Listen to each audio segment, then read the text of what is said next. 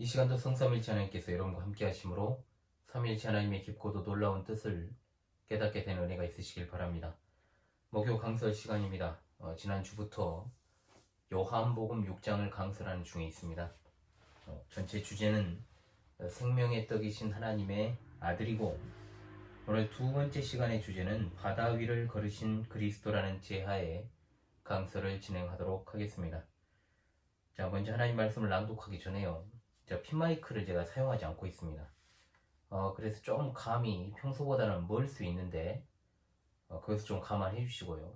최근에는 어떤 이유인지 모르겠는데 핀마이크를 이렇게 연결을 했을 때 휴대폰에 이상한 잡음이 지금 계속 들리기 시작해가지고 상당히 좀 애로사항이 있습니다. 그래서 오늘은 마이크 없이 그냥 진행을 하기 때문에요.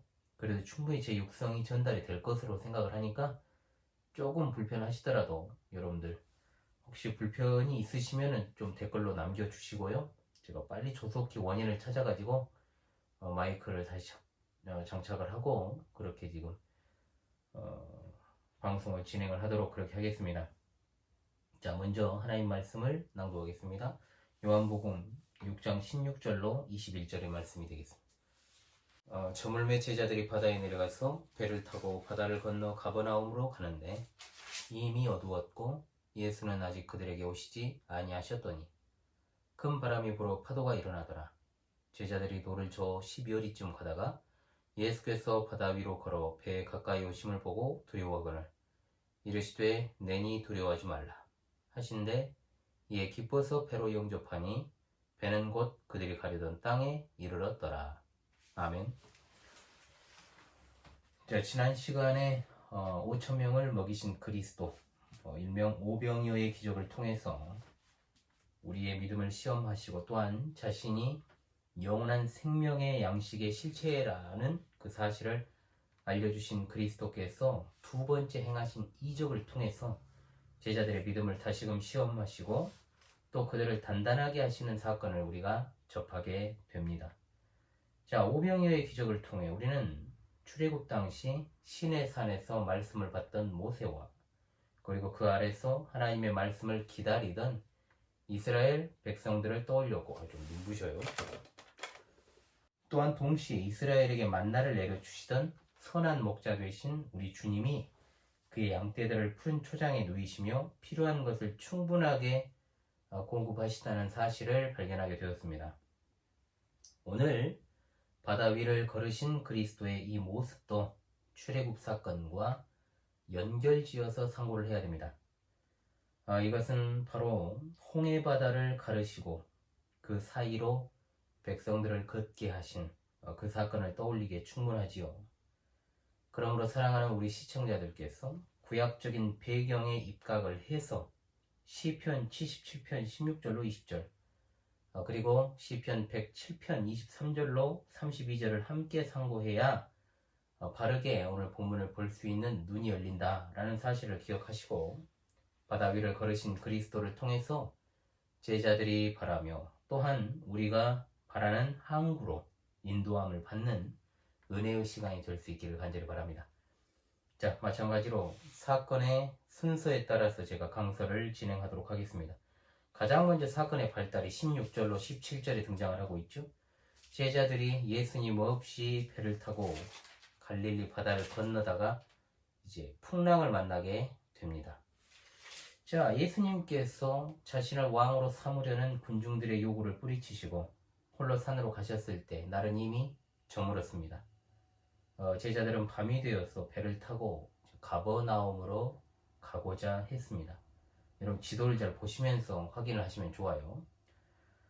제자들은 분명한 것은 주목해야 될 것이 저물매라고 되어 있지 않습니까? 즉 날이 저물었을 때라는 말입니다. 제자들은 이때 바다로 내려갔고 배를 타고 가버나움으로 가고 있었습니다. 즉 티베리아 바다의 동남쪽에서 이제 북서쪽으로 가고 있던 것이죠. 여기서 정황을 잘 주목하십시오. 첫째로 먼저 어둠이 짙게 깔렸습니다.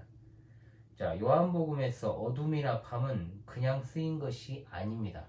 자, 이것을 여러분들이 좀 염두에 두고 보시면 좋아요. 두 번째, 예수님이 아직 그들에게 오지 않으셨습니다. 그러므로 성경에서 특히 요한 사도의 복음서와 그리고 서신에서 어둠은 예수님이 계시지 않는 것을 묘사할 때 사용된 표현입니다.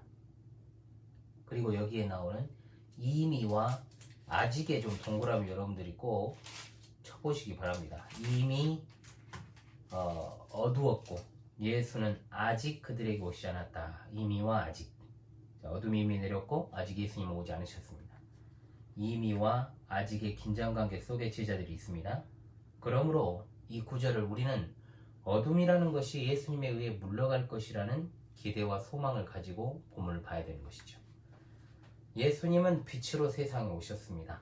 예수님이 오시지 않는 것은 때가 어둡다라는 것을 나타내죠.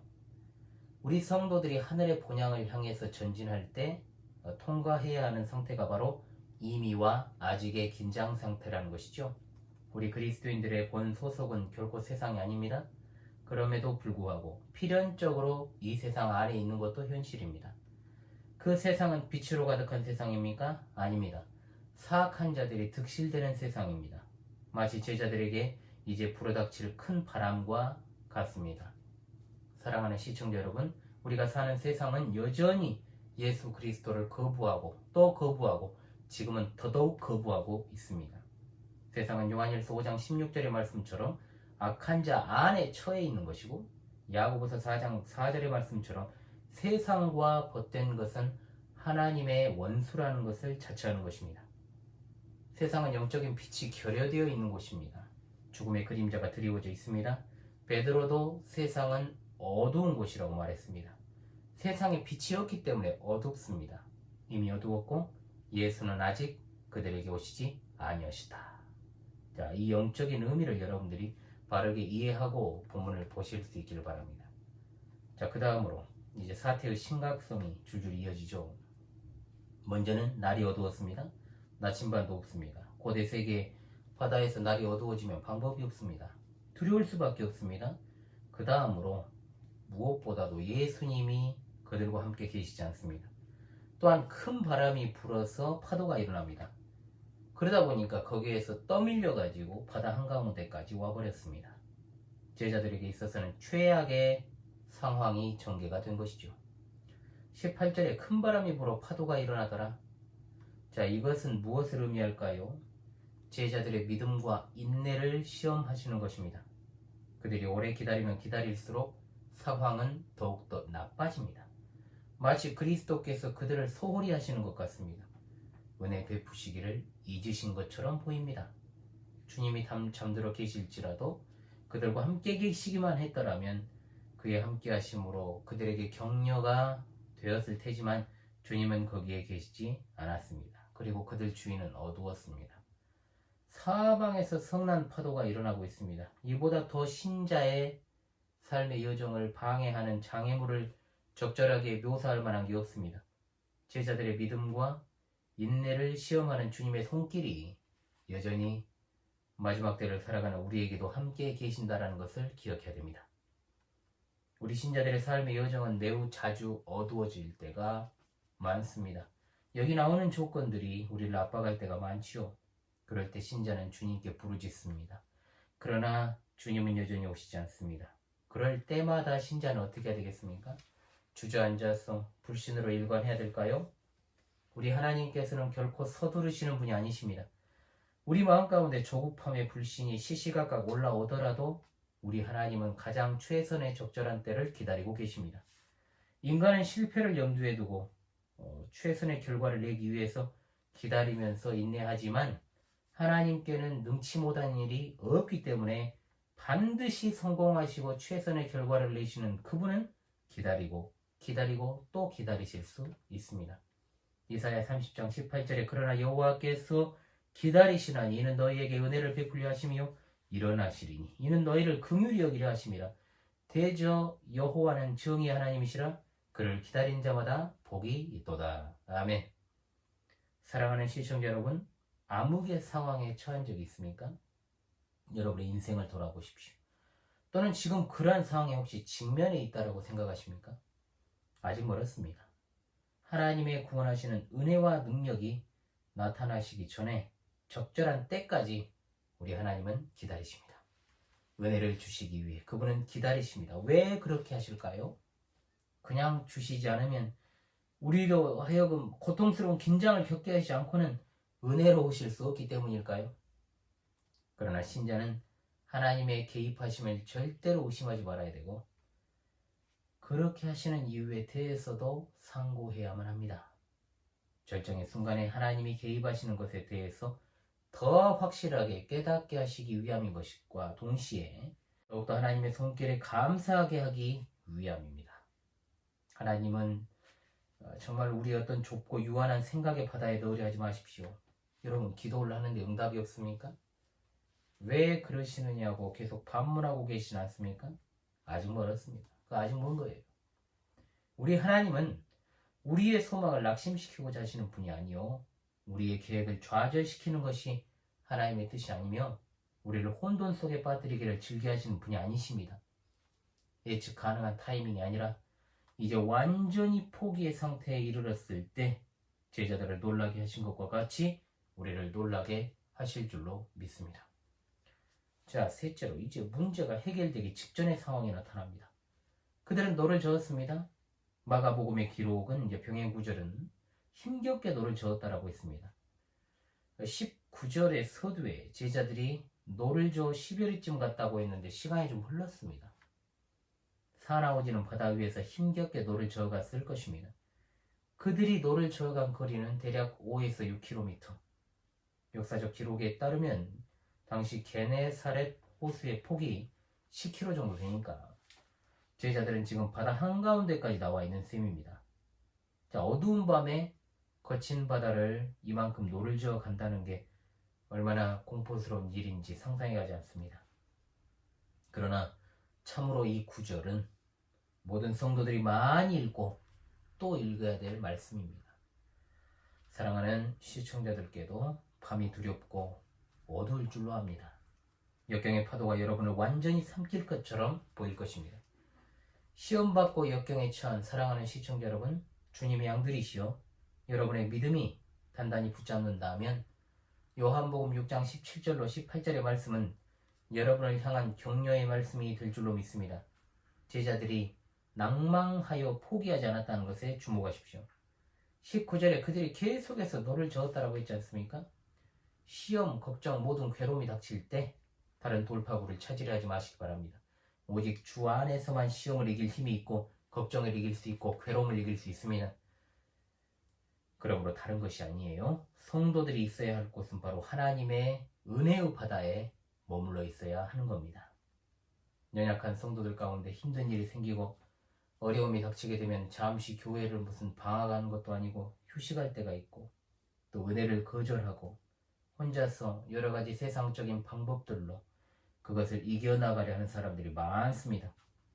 얼마나 그런 것을 볼 때 안타깝고 가슴이 찢어질 것 같은지 몰라요. 그러나 그런 행동은 상황을 더욱더 악화시킬 따름입니다. 생각해 보십시오. 만약에 제자들이 힘껏 노도 젓지 않고 그냥 안 되겠다 싶어 물속으로 뛰어들었다면 어떻게 되었겠습니까? 제자들이 할 수 있는 것의 전부는 사실 노를 젓는 것 외에는 없습니다. 또한 그것은 그들에게 요구된 전부이기도 했습니다.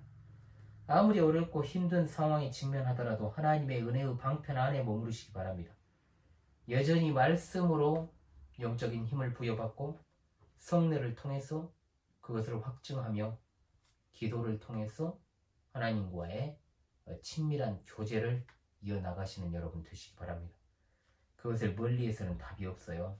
우리는 누구나 큰 바람이 불어서 파도가 있는 이 세상을 살아가고 있기 때문입니다. 자, 힘겹게 노를 저으면서 인생의 험한 파도와 싸우고 계신 여러분, 제자들이 주님으로부터 구원을 받기 전에 우리는 주님의 눈길이 제자들 위에 있었다는 사실로부터 위로받아야 할 줄로 압니다. 마태복음에는 우리 주님이 산에 올라가셔서 저물 때까지 기도하셨다라는 내용이 나옵니다. 그런 상황을 다 알고 계신 거예요. 지금도 하늘 보좌 우편에 앉으신 우리 주님은 우리를 위해서 힘껏 중보 사역을 수행하고 계십니다. 환난에 처한 분들 계십니까? 이것만 기억하십시오. 우리 주님은 우리의 연약함을 동정하지 못하실 분이 아니요 계속해서 우리를 동정하시고 사랑으로 보살피시고 그의 영적인 통찰력으로 불꽃과도 같은 눈동자로 우리를 바라보시며 중재하신다는 사실을 기억하시기 바랍니다. 우리 주님의 기도로 말미암아 우리를 단단히 붙잡고 계십니다. 우리가 큰 바람을 만나서 파도가 이는 성난 인생의 바다에 놓여 있지만 우리의 닻은 하나님 보좌 우편에 두고 있습니다. 그 닻을 쥐고 계신 이가 바로 주님이십니다. 그러므로 우리는 절대로 가라앉지 않습니다. 마가복음 6장 48절에는 바람이 거스름으로 제자들이 힘겹게 놓아졌는 것을 보시고 라고 되어 있어요. 우리 주님의 눈길이 그들 위에 있었다는 겁니다. 어두웠지만 보고 계셨습니다. 세상의 어둠이 제자들을 정말로 그리고 우리 성도들을 주님에게서 절대로 그 어둠이 감출 수 없습니다. 힘겹게 인생의 바다에서 노를 젓는 성도들이여, 힘겹게라는 말은 헬라어로 피곤하다는 뜻입니다. 인생의 거친 바다에서 피곤함을 느끼는 성도들이여, 우리에게 결코 무심하지 않으시며 여전히 우리를 감찰하시는 분이 위에 계시는 줄로 믿습니다. 폭풍을 바라보지 말고 믿음의 주요 온전하게 하시는 이인 예수를 바라보시기를 바랍니다. 여러분, 다음 시간에 이어서 바다 위를 걸으신 그리스도 두 번째 시간으로 마무리하도록 하겠습니다. 저녁에 뵙지요. 감사합니다.